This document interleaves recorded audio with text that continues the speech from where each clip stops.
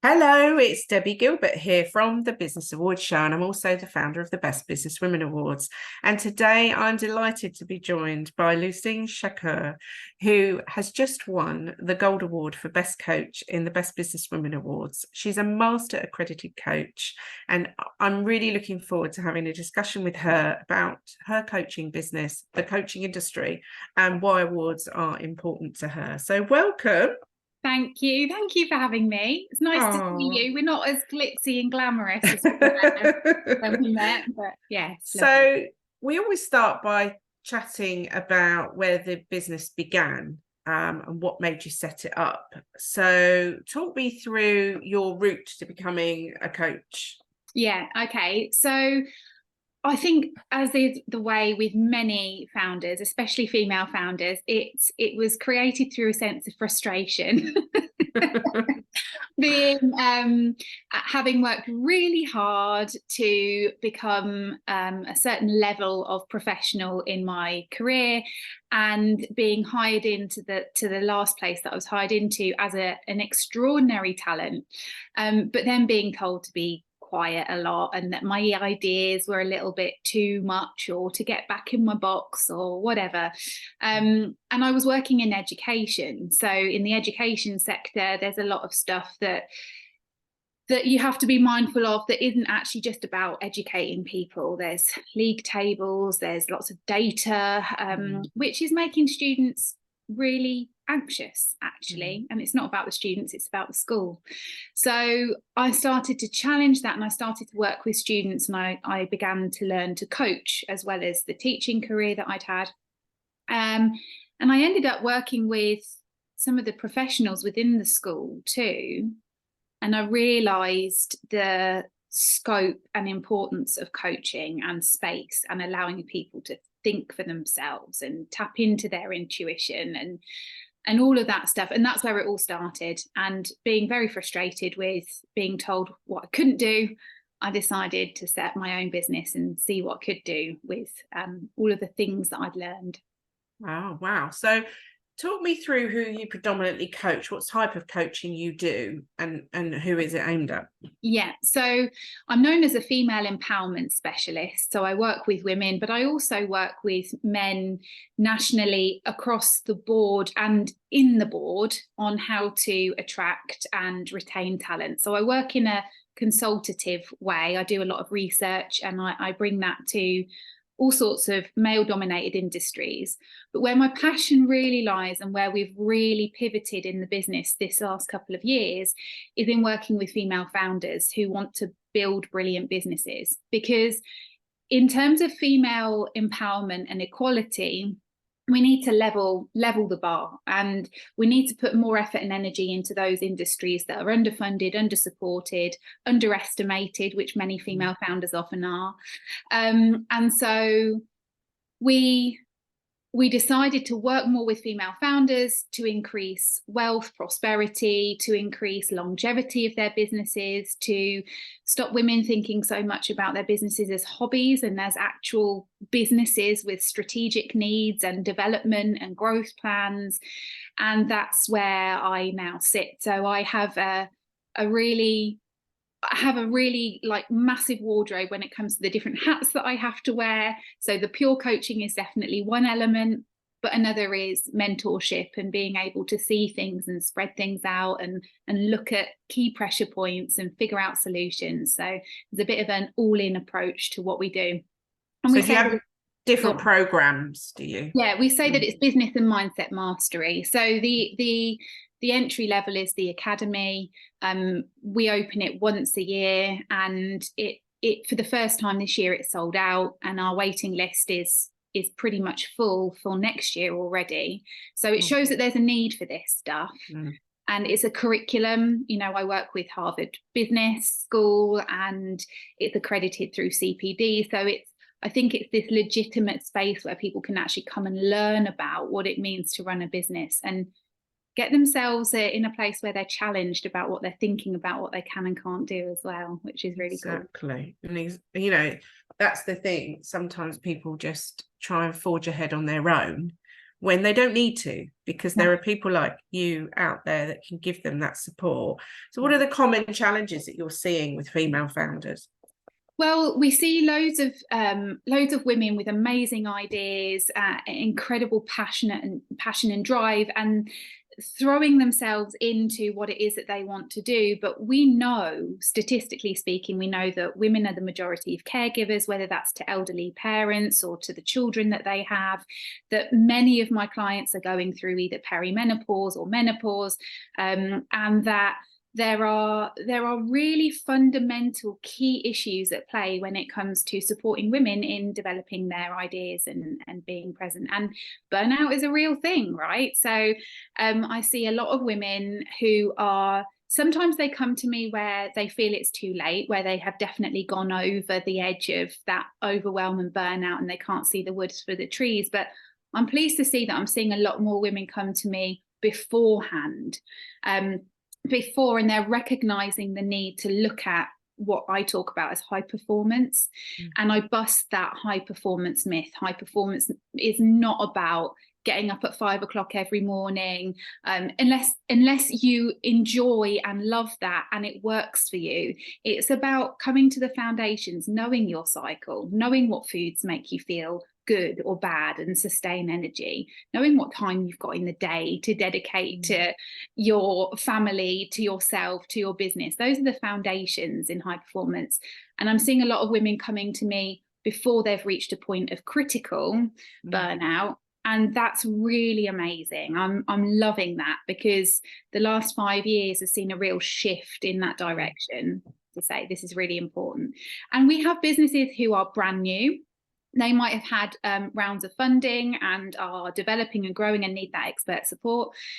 We might have founders. I've now supported my 8. I think this is what I enjoy most.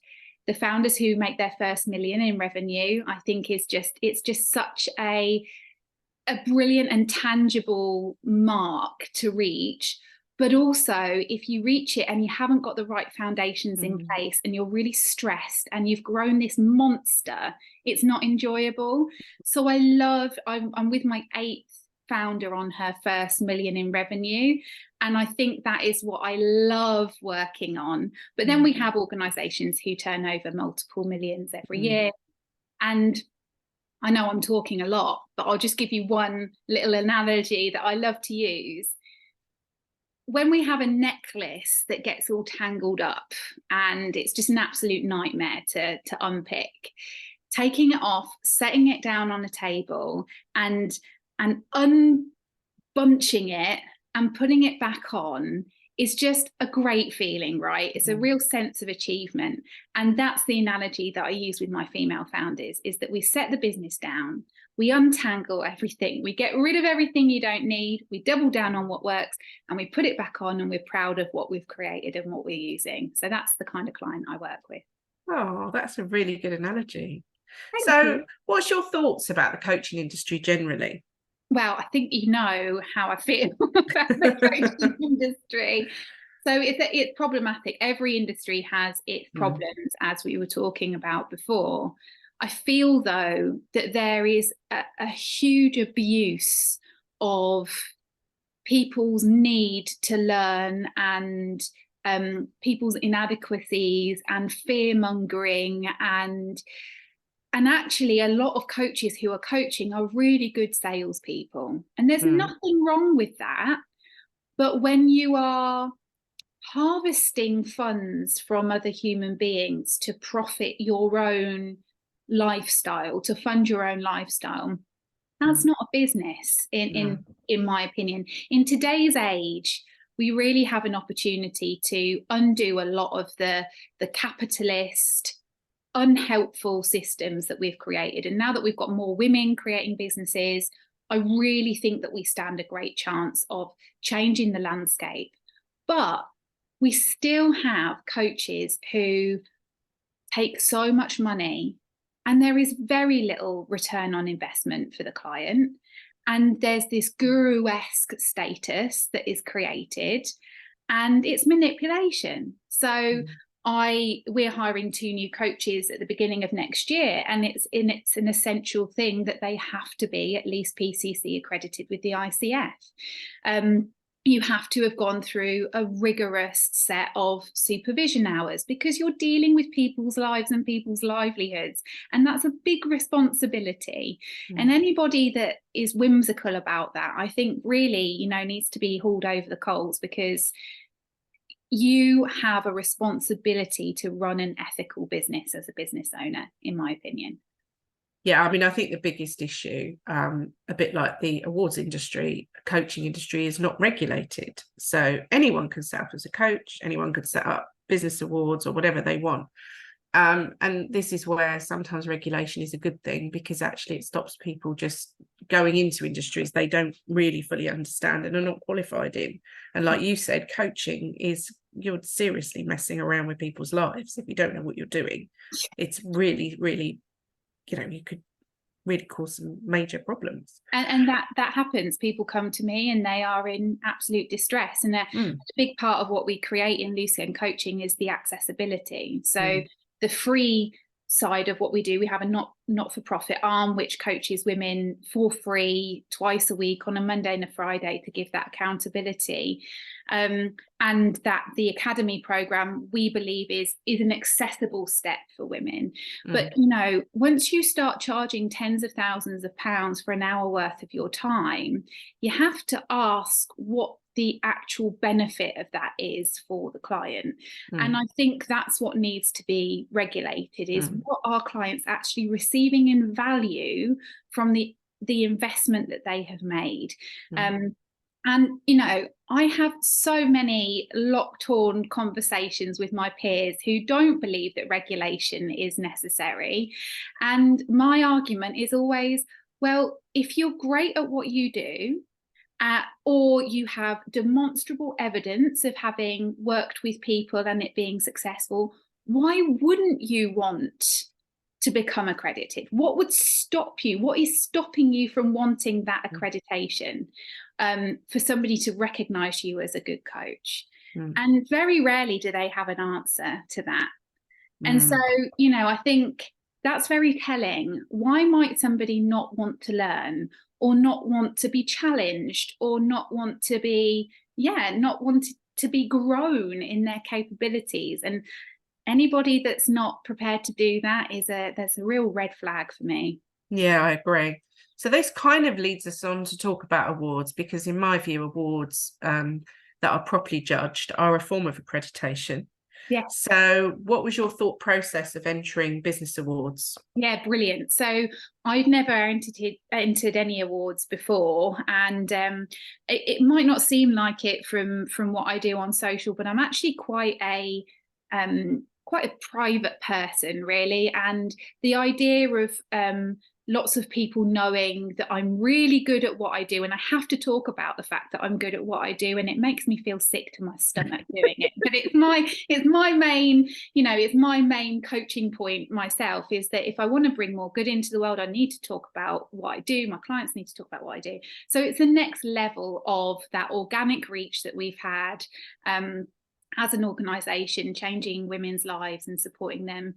And I work with a PR company who started posing the question, should we enter for awards? And my answer was no, absolutely not. I don't want to go for any awards. The thought of it made me feel, because of what I know of the awards group, I was once approached, and I bet you can believe this, I was once approached by post, by phone and by email by a local group in Northamptonshire to ask me if I'd be interested in judging some awards. And I found out a short while into that they were asking me to pay a £1,500 fee for the honour of becoming a judge. I was like, no. If you want me to judge, you're paying me. I'm working, you're paying me. So I knew that there was real corruption in the awards industry. So I said to my PR company, if we're doing this, we're only doing it with people who use independent judges who are esteemed in their field and who have a really rigorous process for selecting their candidates. And Best Businesswomen Awards was one of those. And it's been an amazing process, because they helped me put together my application. We're actually talking about this with my clients now. I would never have written some of those things about myself. But what they did is they spoke to all of my clients and they pulled together all of this information that I'd never seen before. And then they put it in front of me and they said, you know, let's fact check this. And we went through everything. I was like, yeah, we've done that. Yeah, we've done this. Yeah. And I was like, wow, okay, we really have done something very special here. And that's when it all changed for me, because actually, why not have your good work recognised? What is wrong with that? What is wrong with that? So, because, yeah, go on, carry on. Yeah, no, I mean, well, what I was going to say was, in your previous role in education, you would have had an annual appraisal. You would have had somebody, you know, who said, you've done a good job this year, you've done this, you've done that. Most people who are in corporate life or in working in the you know, the services sector or education or whatever, have somebody that says you've done a good job or not. But my point is, as an entrepreneur, there is nobody doing that. There's no one. So awards are a way of you getting that external validation that you're doing a great job. And and I'm glad that you changed your mind. I'm a real convert, because I mean, obviously your due diligence has to be done on the award bodies that you're registering for. But honestly, you know, showing up, and I've been in that space where you had the award ceremony a few times before in different guises, whether it's a conference or whether it's mastermind programs or whatever. And it was so special to walk into that room where I usually walk in and I feel immediately uncomfortable, because there's so much posturing that's going on. It's always about how great your business is. And this felt different somehow. And everyone that I spoke to, because I came on my own, I like to challenge myself. So I came on my own. And I really wanted to experience it for me as a person. Didn't bring anybody in the team, probably because I might have been a bit embarrassed if I didn't win anything. I really genuinely expected not to win, and I really wanted the award that I got a silver for. Like, that was like what I was really aiming for. I'll talk a bit about that later. But I spoke to people in the foyer, and genuinely every single woman that I spoke to had a brilliant passion for her business, was really encouraging and intrigued by what it was that I was doing. I was genuinely intrigued with what they were doing, which, you know, small talk's just not my thing, as you can probably tell. Like, I like meaningful conversations. And I think I've made friends for life in that room. It was so wonderful. I sat next to the lady who created the roti. Yes, Sophie. Yeah, and she is just phenomenal, and we knew a lot of the same people. So I just want to say thank you for that opportunity, because I really do judge situations like that for their merit and their worth, and I really enjoyed it, and it was so worthwhile and such a lovely experience. So thank you. Thank you. So how did it feel when you won? You sort of danced up onto the stage. I didn't think that I would win Best Coach. I kind of just written that one off, because I'm so opinionated about the coaching industry and wanting it to be regulated. And I didn't know you, and I didn't know any, you know, so we weren't writing to win people over. We were writing in to really talk about what it is that we do. But the inspirational businesswoman of the year, you know, to win that, I would have been, I think I would have cried, and it's very rare that I cry. But what was really interesting is the woman who won it from the wig company. Yeah, Nicola. I spotted her early on in the evening. And when we were talking, and I found out that she was in the same category, because I didn't even know who was in the categories. I didn't look at any of that. I was like, no, this woman should win, actually. This woman should win. Mm. And then I won Best Coach, and I was just so overwhelmed. And I left there thinking exactly the right thing for me has happened, because I have been so open about how I feel about coaching. Yeah. And someone independent of our organisation who doesn't know me from Adam has gone, yes, Lucienne, well done, keep waving the flag. And it's given me a lot of energy. So Good. I felt amazing winning that, because I really wasn't expecting it. And then because I'd won that, I think it made things so much easier when it came to the last one. I mean, 3 different judges will have looked at your entry, so independently of each other. So then the points are added up, and the person with the most points wins. It's that simple, really. Yeah. But I think to be shortlisted for 2 is a major achievement, because we only shortlist about 30% of the people that are overall entries anyway. Like, so you get just over 100 women every year. That's our sort of roughly, between give or take. So I mean, that's why we do the Silver Awards, because it actually demonstrates that recognition for being selected, because actually that is an achievement in itself. So you've got other awards coming up, I think, haven't you? So what else are you up for? I think the one that is the most prominent is the Best Business at the Northampton NBEA Awards. And I'm up for Best Businesswoman there. And I daren't look at anybody else that's in my category. I mean, this is like, you know, you've got everybody you know from everyone, and everyone knows everybody.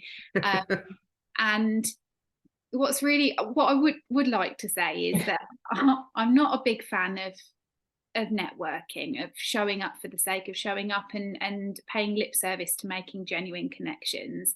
I'm a real advocate for meeting with people who genuinely you feel you know create a connection with. And I'm really gutted that I can't make this meeting of the gold winners.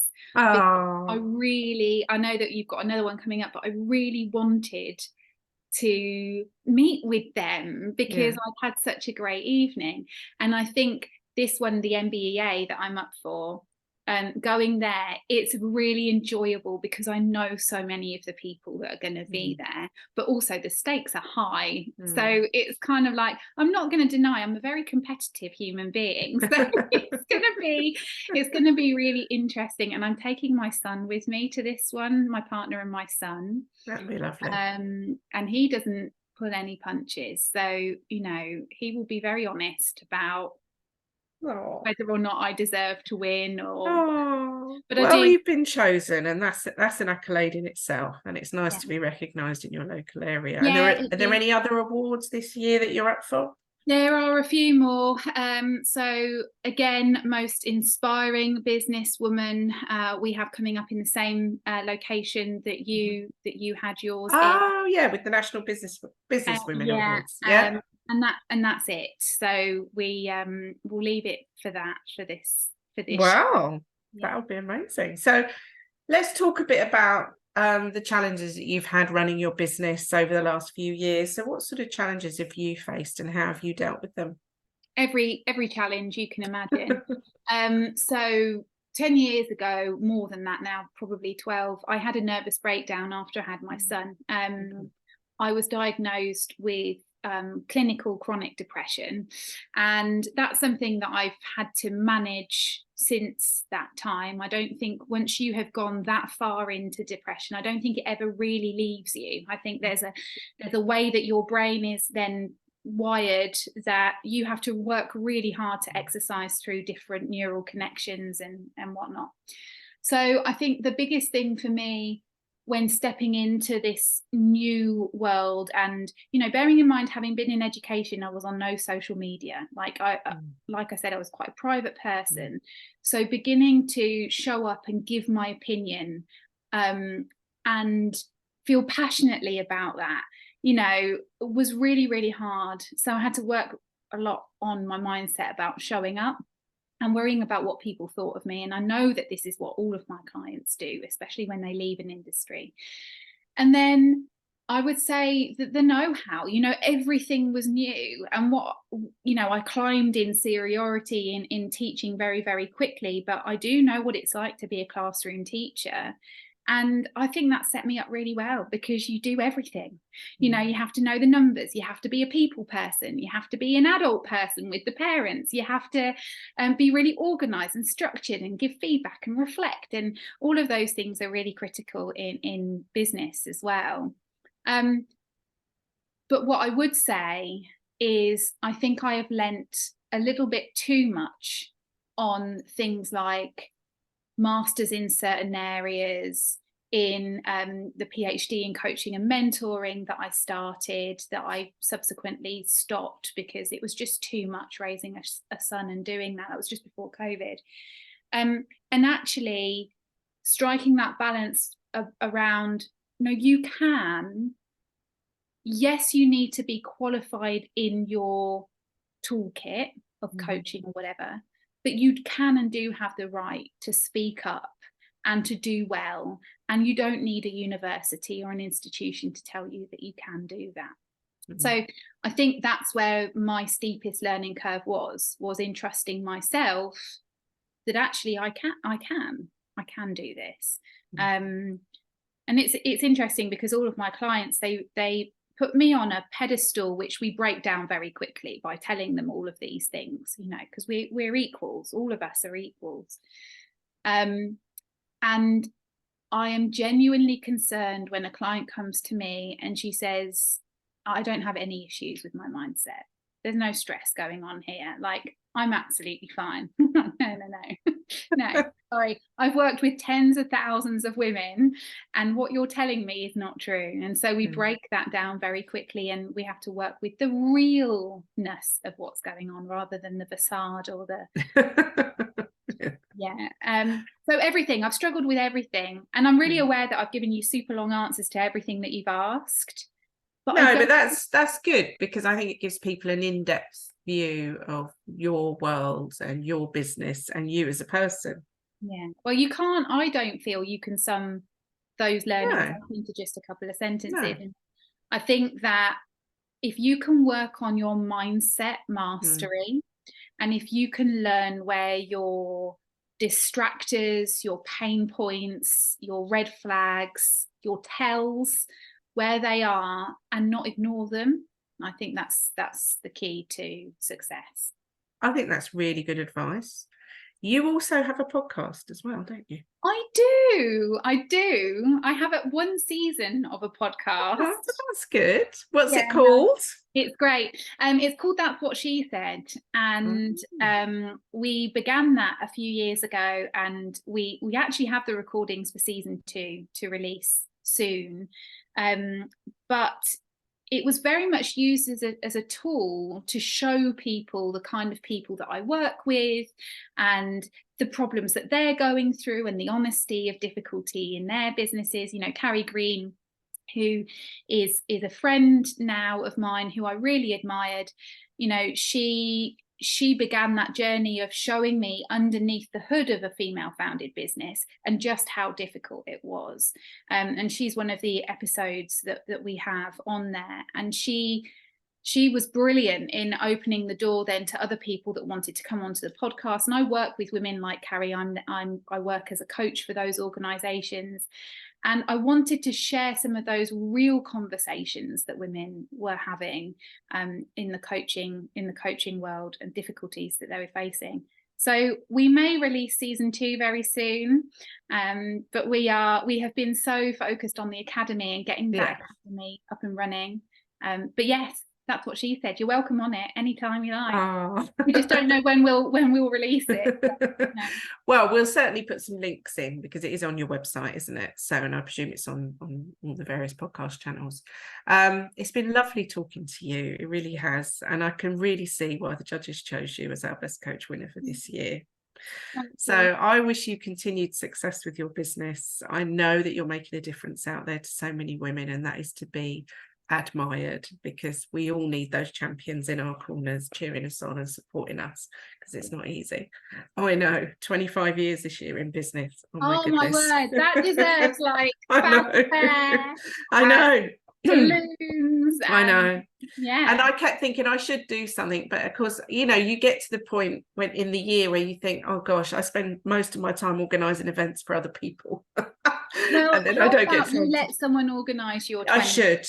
I should. I'll do something next year. We will do something. So thanks for joining me today, and yeah, wish you continued success, and we'll watch your journey with interest. Thank you so much. Thank you.